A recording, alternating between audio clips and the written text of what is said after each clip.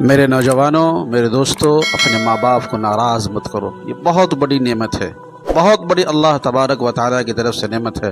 اپنے ماں باپ کا کبھی دل مت دکھاؤ، اسے اف مت کہو۔ یہ بہت بڑی نعمت ہے۔ جس دن یہ دنیا سے گزر جائیں گے اس دن احساس ہوگا کہ ماں اور باپ کتنی بڑی نعمت ہے۔ اس دن احساس ہوگا۔ ساری دنیا ڈھونڈو گے، سب کچھ ملے گا، سب کچھ ملے گا، لیکن ماں جیسی نعمت اور باپ جیسا نعمت نہیں ملے گا۔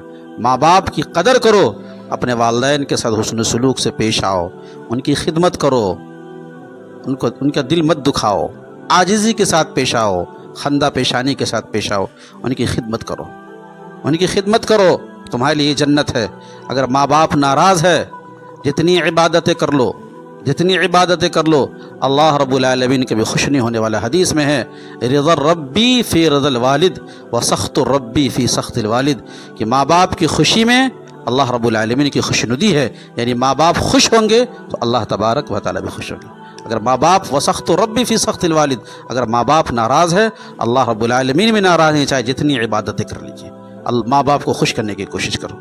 اب اگر کسی کے والدین دنیا سے گزر چکے ہیں، اس حال میں گزر گئے ہیں، ان کے ماں باپ ان سے ناراض ہیں، تو میرے نوجوانوں ابھی بھی وقت ہے۔